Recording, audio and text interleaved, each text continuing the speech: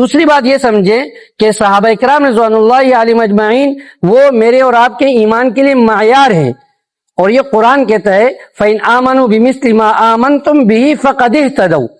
ہاں، اگر یہ لوگ صحابہ کی یعنی آپ کی طرح ایمان لے آئیں تو یہ ہدایت والے ہو جائیں گے۔ تو مراد یہ کہ صحابہ کے ایمان کی طرح ایمان لے آئیں گے تو یہ ہدایت والے ہوں گے۔ تو ایمان کے لیے معیار اللہ رب العزت نے وہ صحابہ کے ایمان کو بنایا ہے۔ پھر یہاں ایک سوال یہ ہوتا ہے کہ ہمارا ایمان صحابہ کے ایمان کی طرح ہو ہی نہیں سکتا ہے، اس لیے کہ صحابہ کی ایمانی کیفیت الگ تھی، میری اور آپ کی وہ کیفیت نہیں بن سکتی ہے۔ تو بعض لوگ اعتراض کرتے ہیں لہٰذا یہاں صحابہ کے ایمان معیار نہیں بنے گا، جو صحابہ کو معیار نہیں سمجھتے ہیں پھر وہ اعتراض کرتے ہیں۔ آپ نے پڑھا ہے، دیکھو ایک چیز ہوتی ہے کمیت کے اعتبار سے، ایک چیز ہوتی ہے کیفیت کے اعتبار سے۔ یہاں جو ایمان صحابہ کا معیار ہے وہ کیفیت کے اعتبار سے نہیں، اس لیے کہ میری اور آپ کی کیفیت صحابہ کی کیفیت نہیں بن سکتی۔ البتہ یہاں مراد ہے مقدار اور کمیت کے اعتبار سے، یعنی جتنی چیزوں پر صحابہ ایمان لائے اتنی چیزوں پر میرا اور آپ کا بھی ایمان ہونا ضروری ہے۔ اگر اتنی چیزوں پر میرا اور آپ کا ایمان نہیں ہے تو ہمارے ایمان کا اعتبار بھی نہیں ہے۔ تو صحابہ معیار حق ہیں کمیت کے اعتبار سے، مقدار ایمان کے اعتبار سے۔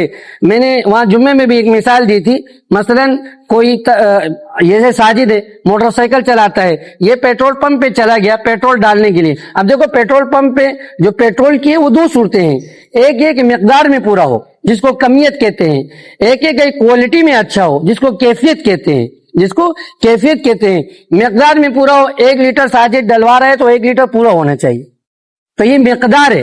ایک اس کی کوالٹی اچھی ہو، تو لازمی نہیں ہے کہ ہر پمپ کی کوالٹی بھی اچھی ہو، کیفیت بھی، یہ کوالٹی کیفیت ہے، سمجھے نہیں؟ تو کیفیت کا اندازہ نہیں ہو سکتا ہے کہ کتنی اچھی ہے، لوگ بتائیں گے تو ہمیں پتہ چلے گا۔ تو اسی طریقے سے صحابہ کرام رضوان اللہ علیہم اجمعین کہ جو ایمان میرے اور آپ کے لیے معیار ہے وہ کمیت کے اعتبار سے، تو یہ اعتراض خود بخود ختم ہو جائے گا۔ اس لیے کہ یہ اعتراض کرتے ہیں لوگ کہ بھئی صحابہ تو جو ایمان ہمارے میرے اور آپ کے ایمان کا معیار ہے نہیں، ہماری وہ کیفیت بن نہیں سکتی۔ تو ہمارا سادہ مسلمان بھی اور طالب علم بھی بسا اوقات متاثر ہو جاتا ہے، یار بات تو وزنی ہے، کوئی وزنی بات نہیں۔ تیسری بات یاد رکھو کہ صحابہ کرام رضوان اللہ علیہم اجمعین تنقید سے بالا تر ہیں یا نہیں، اس چیز کو سمجھو، ایک اصول یاد رکھو، انشاءاللہ سارا مسئلہ حل ہو جائے گا۔ صحابہ کرام رضوان اللہ علیہم اجمعین یہ تنقید سے بالا تر جماعت ہے، ان کے اوپر تنقید جائز نہیں۔ کیوں؟ اس لیے کہ دیکھو کسی بھی آدمی پر آپ تنقید کرو گے نا، اس کی تنقید کی 2 وجہ ہیں۔ ایک وجہ یہ ہے کہ اس کا عقیدہ صحیح نہ ہو تو آپ تنقید کر سکتے ہو، عقیدہ صحیح نہیں۔ دوسرا وجہ اس کے عمل صحیح نہیں ہے۔ تو یہ 2 وجہ ہیں تنقید کی۔ کسی بھی آدمی پر اگر آپ تنقید کرنا چاہتے ہو تو یہ 2 وجہ اس کے اندر ہونی چاہیے، یا تو اس کا عقیدہ صحیح نہیں ہو تو پھر آپ کو تنقید کا حق ہے، اس کا عمل درست نہیں ہے تو آپ کو تنقید کا حق ہے۔ صحابہ کرام رضوان اللہ علیہم اجمعین کے اندر یہ دونوں چیزیں نہیں ہیں۔ کیسے؟ اگر آپ کہو کہ صحابہ کا عقیدہ درست نہیں تھا، جب صحابہ کا عقیدہ ہی درست نہیں تو وہ صحابی نہیں، تو پھر تو صحابی نہ رہا نا اگر عقیدہ درست نہیں ہے۔ اور دوسری بات، اگر آپ عمل کو دیکھو گے تو ہم نے صحابی کو عمل کی وجہ سے صحابی نہیں مانا۔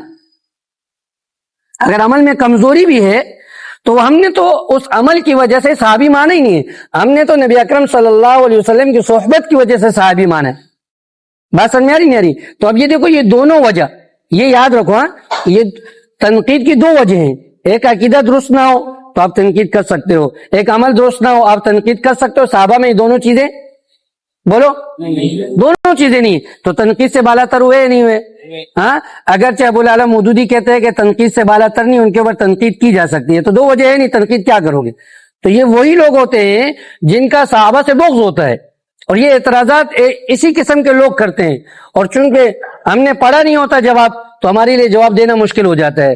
یہ درس عقائد رکھنے کا مقصد ہی یہی ہے کہ ہمارے عقائد درست ہو جائیں اور ہم دوسروں کے عقیدہ صحیح کرنے کا ذریعہ بن جائیں۔ بات سمجھ، یہ کوئی جدال والی صورت نہیں، کوئی جھگڑے والی صورت نہیں کہ ہم آپ کو ٹریننگ سکھا رہے ہیں جھگڑا کرانے کی، یا مناظرہ سکھا رہے ہیں تاکہ آپ جھگڑا کرو، یہ چیز ہم نہیں سکھا رہے۔ ہم یہ سکھا رہے ہیں کہ ہمارا اور آپ کا عقیدہ درست ہو جائے، اور ہمارے گھر والوں کا، ہمارے خاندان کا، ہمارے ملک کے تمام لوگوں کا عقیدہ درست ہو جائے، مسلمانوں کا عقیدہ محفوظ ہو جائے، اس لیے ہم نے یہ درس عقائد کا آغاز کیا ہے۔ بات سمجھ میں، یہ جملہ معترضہ ہے، ٹھیک ہے، یہ جملہ معترضہ ہے. اچھا، یہاں تک ہمارا سنت اور بدعت کا موضوع پورا ہو گیا.